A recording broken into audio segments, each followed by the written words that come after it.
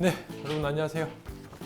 지난주에 외경 테스트 시험이 있었는데 날씨가 너무 좋았죠. 시험 보시는 분들 진짜 좀 속상할 정도로 날씨가 너무 좋았는데, 또 지난주에 시험 잘 보신 분들은 아마도 늘 제가 하는 멘트지만 이 영상 안 보실 것 같은데, 또 보셨던 분들은 좋은 날씨에 잘 보시고 다음 5월 시험 또 잘 준비하시면 될 것 같습니다. 오늘은 문제 중에서 제가 비트코인 관련된 문제, 암호화폐라고 불렸는데 정식 명칭은 가상자산으로 통일이 됐습니다. 가상자산에 대한 문제들이 있었습니다.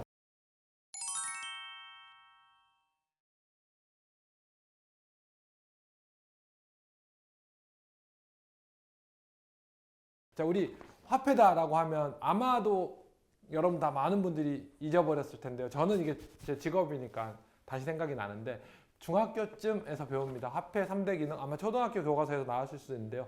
화폐란 무엇인가? 라고 했을 때 화폐 3대 기능은 크게 세 가지가 있습니다. 이 세 가지 기능을 다 충족해야 화폐다라고 할 수 있고 화폐의 역할이다라고 할 수 있습니다. 여러분들 뭐 교환의 기능에 대해서는 잘 아실 겁니다. 물물경제 의 시대에는 뭐죠? 뭐 내가 꼭 필요한 물건이 있으면 그 물건을 갖고 있는 사람한테 내가 그 사람이 필요로 하는 물건을 찾아줘야 거래가 이루어졌는데, 그래서 거래가 생각보다 쉽게 이루어지지 않았어. 그런데 화폐는 모든 사람들이 다 필요한 거죠. 돈 싫어하는 사람 없으니까, 그죠? 그러니까 그 다들 돈이라는 중간에 매개체만 있으면 뭐죠? 충분히 많은 거래들이 활성화된다. 그래서 훨씬 더 많은 거래들이 일어날 수 있다. 시장이 형성될 수 있다. 협업이 가능하다. 분업이 가능하다. 그래서 효율성이 증대된다라는 것. 그래서 화폐의 교환 기능이 필요하다라는 것입니다. 또 하나는 그런 거죠. 화폐의 가치 척도의 기능입니다.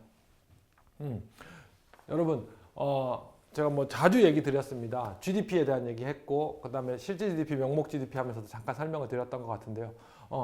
우리나라의 2022년 GDP는 얼마일까요? 이 말을 다른 말로 하면 지난해 우리나라에서 경제활동한 인구가 한 3천만 명쯤 될 텐데요.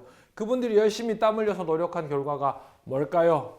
라고 하면 실제로는 이런 거죠. 자, 옷은 몇 벌 만들었고요. 자장면은 몇 그릇 만들었고, 이런 말들 많이 해야 돼요. 그런데 우리 지금 한마디로 저는 여러분한테 그거 그냥 나열만 해도 뭐 한 달, 두 달이 걸릴 수 있는 일을 저는 1초 만에 여러분한테 얘기해 드릴 수 있습니다. 어떻게 해요?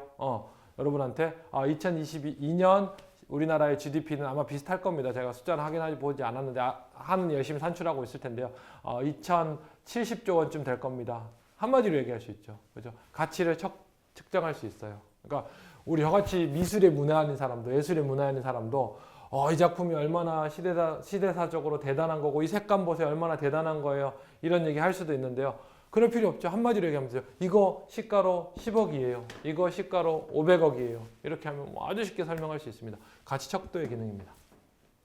그 다음에 중요한 것은 뭐냐면 가치 저장의 기능입니다. 사실은 이 세 개의 기능들이 서로 유기적으로 다 연결이 되어 있습니다. 가치 저장의 기능은 뭐지?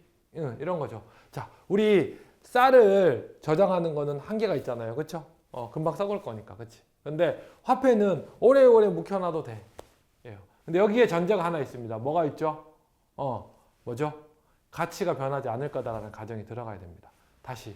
자, 예전에, 지금도 뭐 여전히 그렇긴 하지만, 예전에 USB는 굉장히 고가고 많은 사람들이 필요로 했어요.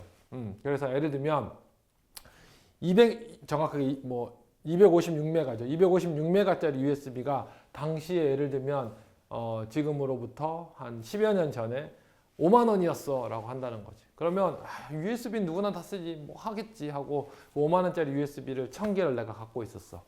그죠? 오케이. 근데 지금 10여 년이 지났어요. 자, 256메가짜리 USB는 사람들이 사려고 하지도 않을 텐데 그 가치가 얼마일까요? 하나에 5,000원 줄까요? 5,000원 안 줄 것 같은데, 저는 1,000원, 2,000원 줄 것 같은데. 그럼 그 1000개는 원래는 얼마였어요? 5만 원에 1000개였으면 5천만 원의 가치를 내가 갖고 있었는데 10여 년이 지났더니 어떻게 됐어 그게? 이제는 뭐 그게 만약에 1,000원이다 라고 하면 어떻게 돼? 1000개면 100만 원밖에 안 된다는 거죠. 가치가 어느 정도 일정하게 유지되어야 된다는 거죠. 오케이. 근데 화폐는 그것이 가능하다는 거죠. 여러분 10년 전에 비해서 지금 물가가 많이 올랐어요. 집값이 많이 올랐어요. 그래봐야 20% 30%예요. 앞에서처럼 뭐 그 드라마틱하게 변하지 않는다는 거죠. 오케이. 자, 그래서 뭐냐면 일반적으로 화폐가 되려면 어떻게 해야 된다? 이런 기능들을 다 가지고 있어야 돼요. 교환의 기능들. 많은 사람들이 쓰고 또 그것들이 두루두루 쓰고 그렇다면 어떻게 돼요? 이것들이 다 쉽게 교환이 될 거고 또 사람들이 많이 그걸 쓰고 있기 때문에 가치에 대해서 정확하게 알고 있을 거고 그렇게 많은 사람들이 그런 가치를 알고 있고 그렇게 거래를 하기 때문에 가치가 안정돼서 저장의 기능들을 가질 겁니다. 자, 그에 반해서 가상화폐, 가상자산, 비트코인은 어떨까요? 그죠? 아직까지는 많은 사람들이 뭐 투자자들이 많습니다 해도 투자자라는 말을 쓰는 것 자체가 이미 한정이 되어 있다는 거죠. 전 세계에서 달러화를 거래하고 보유하고 있는 사람들은 얼마나 될까요? 수십억 명이 되는 거지. 근데 가상자산은 아직까지 글쎄요, 제가 카운팅을 안 해봤지만 1,000만 명이 넘진 않을 겁니다. 전 세계 인구의 0.1%도 안 되는 인구가 갖고 있을 겁니다. 그죠? 그리고 아시겠지만 수시로 그 가치가 변해요. 그렇죠. 그렇더라라는 겁니다. 자, 그래서 그런 것들이 있습니다. 그래서 저희 문제를 한번 보겠습니다. 다음 중 밑줄 친 가에 대한 가장 올바른 해석은인데요. 안에 있는 박스 내용들은 다 기억이 나실 테고 밑에 있는 문제와 직접적인 상관 있는 문제들만 보겠습니다. 지문만. 테슬라 자동차를 비트코인으로 결제할 수 있도록 선언했지만 4만 달러 차량의 한 대의 비트코인 정가를 확정하지 못하고 시가로 설정했었다라는 말을 합니다. 무슨 말이에요? 테슬라가 앨런 머스크가 그랬죠. 우리 앨런 머스크 최근에 이제 가상화폐들로 이제 자기네 자동차를 거래할 수 있도록 하면서 특히 도지코인 같은 경우에 가격이 앨런 머스크 덕분에 많이 올랐다 해서 사기 아니냐 아니냐 이런 법률적인 이슈도 있지만 여튼 이렇다는 거죠. 자, 가상화폐를 앨런 머스크가 그랬어요. 우리는 자동차를 팔겠어요 라고 했어요.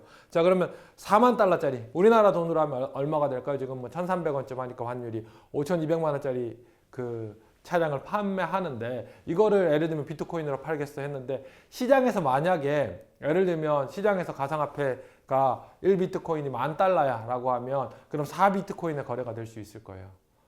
근데 그게 폭락을 했어. 1비트코인이 지금 5,000달러야 라고 하면 어떻게 될까요?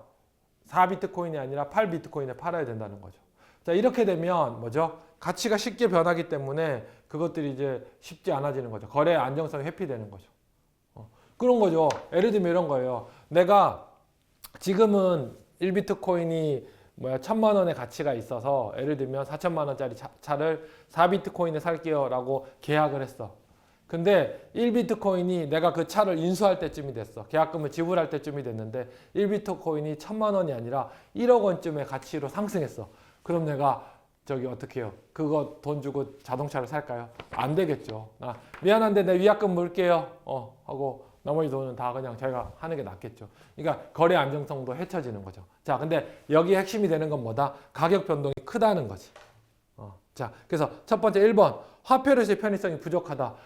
이것들 결국은 그럴 수는 있지만 직접적으로 밑줄 친 가와 상관이 있는 건 뭐예요? 그건 아니니까. 두 번째, 비트코인 그 자체가 내재 가치가 없다. 이 부분도 맞는 표현이긴 하지만 이 변동성에 대한 얘기들은 아니니까. 3번, 지급 결제에 사용되기 위한 법적 강제력이 없다. 이 부분도 중앙은행이 법정화폐의 경우에는 이런 것들이 있는데 비트코인은 아니기 때문에 그렇게 얘기할 수도 있어요. 그런데 어쨌든 그 부분도 지금 정확하게는 요거랑 직접적으로 상관이 있는 건 아니다. 4번, 가격 변동성이 높아 가치 척도 기능이 미흡하다 입니다. 요게 정답이 되겠습니다. 5번, 교환의 매개로서 범용성을 갖추지 못하고 있다. 이것도 맞는 표현이긴 한데 여기에 직접적으로 해당하는 표현은 아니겠습니다. 예.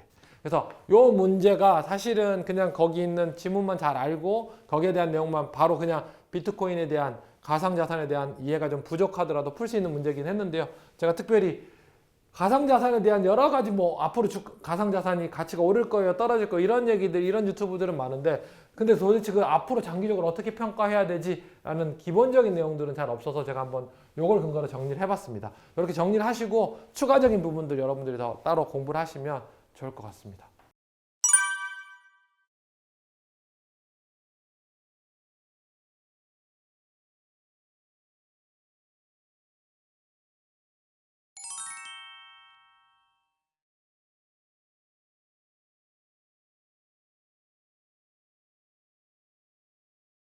자, 여기 이제 현금 흐름에 대한 얘기인데요. 이런 겁니다. 여러분, 재무제표라고 하죠. 기업이 만들어내는 금융 보고서들이 있는데 그 재무제표들 가운데 제일 중요한 건 뭐다? 재무상태표, 뭐 포괄손익계산서 이게 제일 대표적인 재무제표이고요. 제일 중요하기도 하겠죠. 거기에 꼭 필수적으로 더 추가로 들어가는 재무제표 중에 하나가 뭐냐? 현금흐름표입니다. 이익잉여금 처분계산서, 뭐 주석 이런 것들도 있지만 현금흐름표 굉장히 그 다음에 제가 보기에는 세 번째쯤 될 것 같아요. 재무상태표와 그다음에 뭐죠? 손익계산서 다음으로 해당하는 게 현금흐름표일 것 같습니다. 왜요? 기업이라는 것이 그렇습니다. 우리 실제 생활에서의 거래들은 어때요? 뭐 우리 마트 가면 다 현금 주고 사고 뭐 하고 하지만 기업들은 대부분의 거래를 다 어떻게 해요? 실제적으로는 신용 거래들을 많이 하게 됩니다. 그렇게 하다 보니까 어떻게 되죠? 가끔은 실제로는 수익이 나는데도 불구하고 어떻게 해요? 당장 자기가 빌려온 돈을 갚지 못해서 직원들 월급을 주지 못해서 파산하는 사례들이 많습니다. 자, 이런 이슈들 때문에 현금 흐름에 대해서 늘 체크해야 되는 거죠. 그래서 현금 흐름 하는데 현금 흐름은 크게 세 가지 활동으로 구분합니다. 현금 흐름표에서 어떻게 하느냐? 영업 활동, 그 다음에 투자 활동, 그 다음에 재무 활동으로 구분합니다. 저희 이제 수익 활동, 경영 활동은 사실 낚기 위한 선택지죠. 그럴듯하게 잘 만들었어요, 그렇죠? 이렇게 또 웃으면 또 사악하다 그럴 수도 있는데, 뭐 어쨌든 네, 요 세 가지가 현금 흐름표에 들어가는 활동들입니다. 자, 그래서 영업 활동으로 인한 현금 흐름들을 하는 거죠. 재무제표랑 다르게 그런 것들을 이제 뭐죠? 외상으로 했어요. 그럼 현금 흐름은 어떻게 돼? 마이너스가 될 거고 이런 것들을 체크하는 겁니다. 오케이. 그다음에 투자 활동은 뭐가 투자 활동이냐 하면 말 그대로 그런 거예요. 여기서 투자 활동, 재무 활동을 여러분 그러니까 영업 활동은 그렇게 헷갈리지 않아. 물건을 팔았을 때 받은 돈, 혹은 뭐죠? 물건 원재료를 사왔을 때 주는 돈 이런 것들에 대한 것들을 체크해서 현금 흐름을 계산하는 건데 그런데요. 투자나 재무 활동은 이게 좀 헷갈려요.